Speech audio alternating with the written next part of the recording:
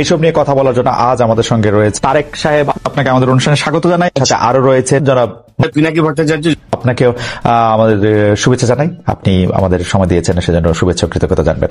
আমি একটি প্রশ্ন দিয়ে আসলে প্রথমে আপনাদের দুজনের কাছ থেকে জানতে চাই, আওয়ামী লীগের প্রত্যাবর্তনে সেনাবাহিনী থেকে সহযোগিতা করা হচ্ছে, আপনারা ব্যাখ্যা দিবেন। তারেক রহমানের ওয়াকারকে কেন সেভ করতে নামতে হইল? তারেক রহমান ওয়াকারের পিছে দাঁড়াইলো, বলল সেনাবাহিনীকে বিতর্কিত করার চেষ্টা হচ্ছে। ওয়াকার কি সেনাবাহিনী নাকি একজন ব্যক্তি? তারেক রহমানের ওয়াকারকে কেন সেভ করতে নামতে হইল? ওয়াকার তো নিজেই বিতর্কিত কাজ করতেছে, একটা দুইটা না, অসংখ্য। বিক্রম মিশ্র হাওয়া হয়ে গেল কয়েক ঘন্টার জন্য, তারপরে জানা গেল ওয়াকারের সাথে এই মিটিং কোন শিডিউলে করা মিটিং না, কোন আগে থেকে ঠিক করা মিটিং না, হুট করে মিটিংটা কইরা চলে গেল। তারপরে খালেদা জিয়ার সাথে দেখা করলো ওয়াকার। এটাই হইতেছে মূল খেলা ঘুরানোর ইভেন্ট। এইখানে ওয়াকার, বিএনপি আর ইন্ডিয়া তিনজন এক লাইনে আসে। আপনারা ব্যাখ্যা দিবেন। বর্তমানে খুব সুকৌশলে একটি চক্র পুলিশের মনোবল ভেঙে দেওয়ার ষড়যন্ত্রে লিপ্ত হয়েছে। পুলিশকে অকার্যকর করে দেওয়া গেলে দেশকে অস্থিতিশীল করা সহজ। ধর্মীয় সংখ্যালঘু জনগোষ্ঠীর মনে নিরাপত্তাহীনতা সৃষ্টি করা সহজ। অস্থিতিশীলকারীদের আমি হুঁশিয়ার করে দিয়ে বলতে চাই, পুলিশ কিংবা ধর্মীয় সংখ্যালঘু জনগোষ্ঠী আজ থেকে, এই মুহূর্ত থেকে হামলা কিংবা নৈরাজ্য বন্ধ করুন। এই উত্তরপাড়া আর ভারতের প্রেসক্রিপশন আছে, আপনারা ব্যাখ্যা দিবেন। ওয়াকার হইয়া ওঠে বাংলাদেশে ইন্ডিয়ার পিভট। মানে সাইকেলের চাকা দেখেছেন না তো, সাইকেলের চাকার স্পোক গুলা যে লেগে থাকে যে মাঝখানে ওই যে ইয়ের কাছে, ওই গোল্লিয়ের কাছে, ওটাই হইতেছে পিভট, বুঝছাও? তো বিএনপি তো এইটা পিভট হয়ে উঠছে ওয়াকার। বিএনপি ৭২-এর সংবিধান, মুক্তিযুদ্ধের চেতনার, অসাম্প্রদায়িকতার, আওয়ামী লীগ ন্যারেটিভ গুলো বলতে শুরু করছে না তারপর থেকে। তারপরে ওয়াকারের পৌরুষ জায়গা ওঠে, সে হারকুলিস হইতেছে, রাওয়া ক্লাবে আঙ্গুল উঁচায় দাবরানি দেওয়ার চেষ্টা করে। ওই দাবরানি আমি একা দাঁড়ায় চ্যালেঞ্জ করেছিলাম। আমি বলেছিলাম ওই আঙ্গুল আমরা চিনি, নামায় কথা বলো ওয়াকার। তারপরে তো হাসনাতের ঘটনা ঘটলো। আমরা যখন পাল্টা দাবরানি দিলাম তখন তারেক মিটিং, একটা রেসপন্সিবল রাজনৈতিক দল হিসেবে তো তারেক রহমানের ওয়াকারকে প্রশ্ন করা উচিত ছিল বিক্রম মিশ্রের সাথে কি আলাপ, কি কথা তাহার শোনে। এই মিটিং তো শিডিউলের বাইরে ছিল। শয়তানির পর শয়তানি করে যাবে, কিছু কওয়া যাবে না, বললেই সেটা সেনাবাহিনীর বিতর্কিত করার চেষ্টা হবে। বাহ, খুব মজা। আমি যার আমি করবো, আমাকে কেউ কিছু পেতে পারবে না। কি চমৎকার ইন্ডেমনিটি। যাই হোক, ওয়াকারকে দিয়া ইন্ডিয়া কি অ্যাচিভ করে যেন বন্ধ করতে পারে। ২ নাম্বার, আওয়ামী লীগকে যেন নির্বাচন করতে দেওয়া হয়, সেজন্য ওয়াকার ইনক্লুসিভ নির্বাচনের কথা কয়। ৩ নাম্বার, আওয়ামী লীগ যেন পুনর্বাসিত হয়। এই জন্য ওয়াকার যত নড়াচড়া করবে ততই রাজপথে আওয়ামী লীগের মিছিল বেরোবে, বড় হইতে থাকবে এই মিছিল। ওর বাসায় যে আগুন দেবে।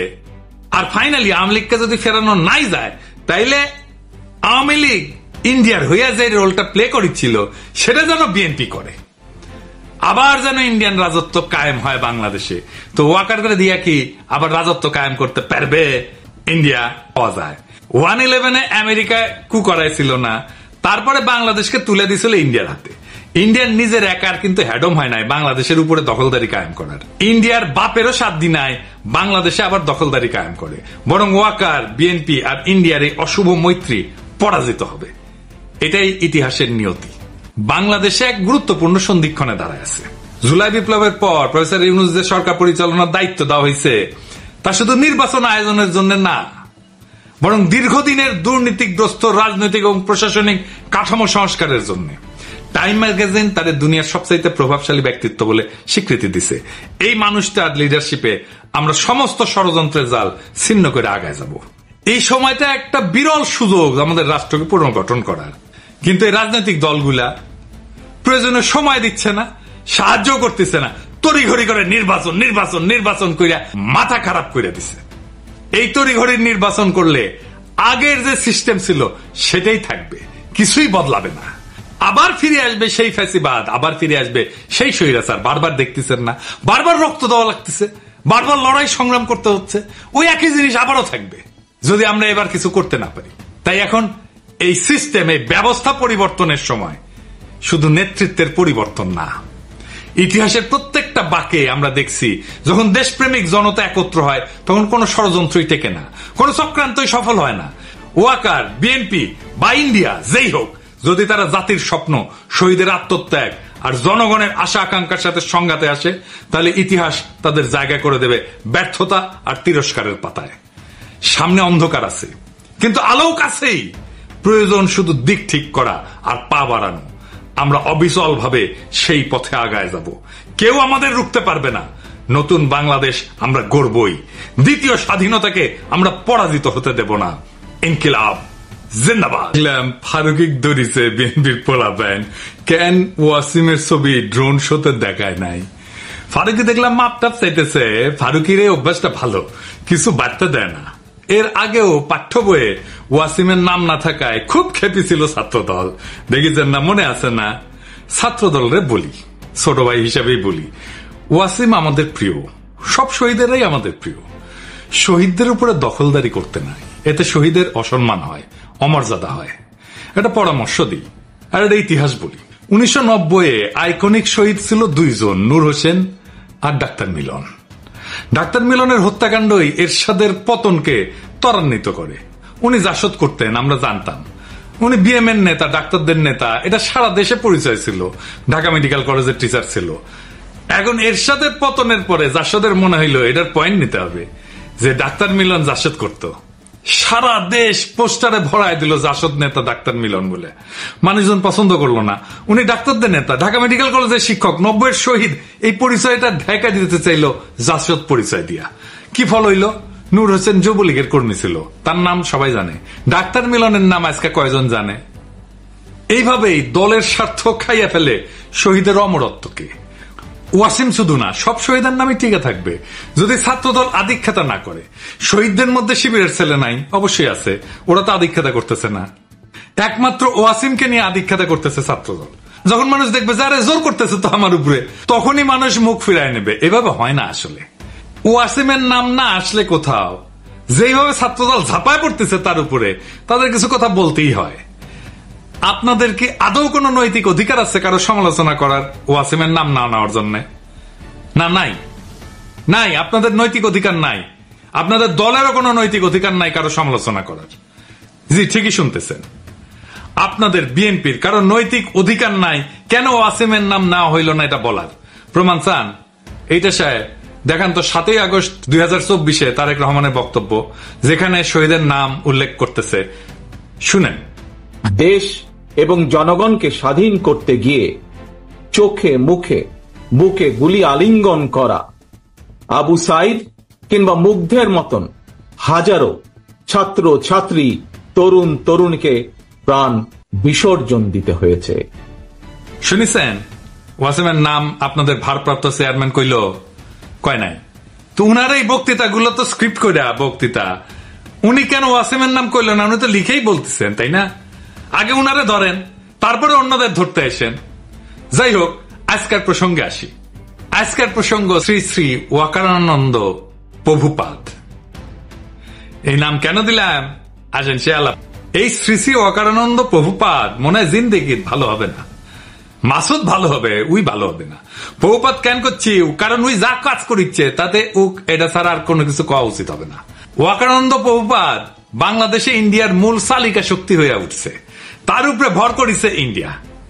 সে এখন ইন্ডিয়ার মূল প্লেয়ার বাংলাদেশে। তার উপরে ভর করিয়া ইন্ডিয়া কিছু করবে পাবে কিনা সেটা অন্য আলাপ, আমি আসিচ্ছি সে আলাপে। তার আগে দেখে নি কেন আমি তারে প্রভুপানন্দ গেছে রাশিয়ায়, তারপরে ক্রোয়েশিয়ায়। জানুয়ারিতে রাশিয়ান রাষ্ট্রদূত দেখা করেছিল, তাই গেছে রাশিয়ায়। রাশিয়া কেন? কেন আমরা হিন্দুস্তান টাইমসের শিরোনাম দেখি, লিখেছে হিন্দুস্তান টাইমস, অভ্যুত্থানের জল্পনার মধ্যে ভারতের বন্ধু দেশে বাংলাদেশি সেনাপ্রধান করলেন কাজ। এই কথার মধ্যে সবকিছু কয়া দিছে। তাহলে কি না, তখন তৃতীয় একটা দেশে যাবেন। এই তৃতীয় দেশটা হইতেছে রাশিয়ায়। এই রাশিয়ায় গিয়া সে ইন্ডিয়ার পানি পড়া নিয়ে আসিছে। আইসে সে দেখাতে গেছে যে দেখো দেখো দেখো, বাংলাদেশে ইন্ডিয়ার সিফাসালার এখন আমি ওয়াকারানন্দ প্রভুপাদ, আমার এখন সাত দেখবা, বুঝছাও। গেছে বৌদ্ধ বিহারে, দেখেছেন? হিন্দুস্তান টাইমস কি নিউজ করলো এবার দেখেন। বাংলাদেশ ভাগের কথা উঠতেই এবার মৌলবাদীদের কড়া বার্তা সেনা প্রধানের। ওয়াকার বললেন, দেখেছাও। এরপরে কুটি গেল, এরপরে গেল পয়লা বৈশাখ করতে ঢাকেশ্বরী মন্দিরে। আর পাশে কে? এডিটর সাহেব দেখান, এই কিরে সন্তোষ শর্মা, হ্যাঁ সন্তোষ শর্মা বাংলাদেশের রয়ের 1 নাম্বার লোক। বাংলাদেশে আলেমদের ইন্টারোগেশনের টাইমে হাজির থাকতো এই সন্তোষ শর্মা। এবার আর ওর আসল প্রভু মোদির সাথে ছবিটা দেখান। এইবার আমাদের প্রিয় সালাউদ্দিন সাহেবের সাথে দেখান ভিডিওটা, দেখান না? দেখিছেন মালটা? এইবার সব হিসাব মিলিছে, খাপে খাপ মমতাজের বাপের মতো মিলে গেল। তার মানে এইটার পিছনে একটা বিশাল পরিকল্পনা আছে ওয়াকারের এই ভিজিটের পিছনে। আমরা একে একে দেখবো ওয়াকারুজ্জামান কেমনে ওয়াকারানন্দ প্রভুপাদ হইয়া উঠলো, সেই জার্নিটা আমরা এক্ষুনি একটু দেখি। ইন্ডিয়ার পররাষ্ট্র সচিব ক্যান্টনমেন্টে গিয়ে দেখা করেছিল, তাই না? সেনা প্রধান তো সারাক্ষণ নাকি কথা কইতেছিল নতুন সরকার তৈরির সময়, ভিজিটে বাধা দিচ্ছে, তাই না? 600-র বেশি আওয়ামী লীগ দাগিদেরকে ক্যান্টনমেন্টে আশ্রয় দিছে, তারপরে পলায় যেতে সাহায্য করছে। লেফটেন্যান্ট জেনারেল মুজিবকে ক্যান্টনমেন্টে অন্তরীণ অবস্থায় পলায় যেতে সাহায্য করছে। বিডিআর হত্যাকাণ্ডের বিচার আর করা যাবে না কইছে। সব এভিডেন্স নষ্ট করেছে ক্যান্টনমেন্টের মধ্যে। রাজনৈতিক দলগুলোর ডেকে নিয়ে ঘুটু করেছে, তারপর আঙ্গুল উঁচে শাসাইতে গেছে, সারা দেশের মানুষের ঠাপ খেয়ে টানছে। হাসনাতরেও ধরতে গেছিল, পাবলিকের দিছে ঠাপ, হটিছে পিছে। তারপর শহীদ পরিবারের সাথে নাটক করেছে, পন্দের আলোতে কলাম লেখাইছে, ছাত্র সৈনিকের ঐক্য যেন ফাটল না ধরে।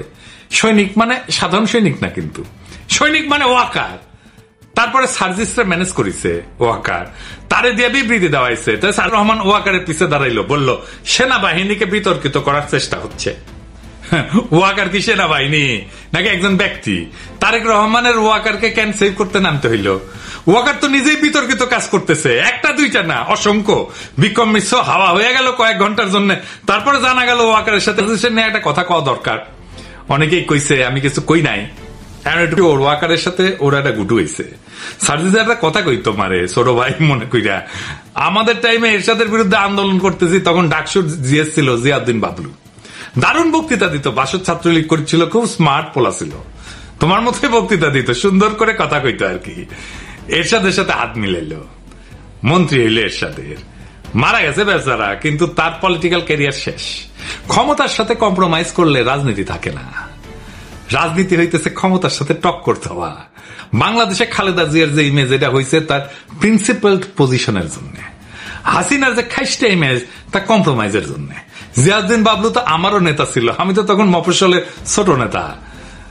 আজ জিয়াউদ্দিন বাবলুকে কেউ চিনে? ওই সময়ের কত নেতা আছে না, কত নেতা ছিল, তো আমার যেটুকু পরিচিত হয়েছে সেটুকু পরিচিত তো তাদের নাই। অথচ আমি তো তখন মফস্বলের কর্মী ছিলাম, তাই না? রাজনীতি একটা অনেক লম্বা পথ। এইখানে এই বয়সে কম্প্রোমাইজ করে ফেললে হয়তো এমপি হবা 2-1 বার, তারও বেশি হইতে পারো, মন্ত্রীও হয়তো হবা, তারপর জিয়াউদ্দিন বাবলু হয়ে যাবে। হাসনাত মন্ত্রী এমপি হইতে পারবে কিনা জানি না, কিন্তু বাংলাদেশের নেতা হবে, আগামীর বাংলাদেশের নেতা হবে, যদি তার ইমেজটা এইভাবে ধরে রাখতে পারে। মার্চ ফর গাজায় হাসনাত যে মিছিল করিচ্ছেন না, ওর পাশের জায়গাটা তো তোমার হইতে পারতো সার্জিস, হয় নাই? ওই জায়গাটা রাজনীতির। আর ওয়াকারানন্দ প্রভুপাদের সাথে যে কোনো কথাবার্তা নেগোসিয়েশন সব প্রাসাদ ষড়যন্ত্র, ওইখানে রাজনীতি থাকে না। যাই হোক, এই যে ওয়াকার এইসব করিচ্ছে, কেন করিচ্ছে, কিভাবে শুরু হইলো? এটা বিক্রম মিশ্র এসে তার সাথে মিটিং করলো। আসছিল বিক্রম মিশ্র বাংলাদেশে, তারপরে হাওয়া, ওর খোঁজ পাওয়া যাচ্ছে না কয়েক ঘন্টা। তারপরে দেখা গেল ওয়াকারের সাথে মিটিং করেছে এবং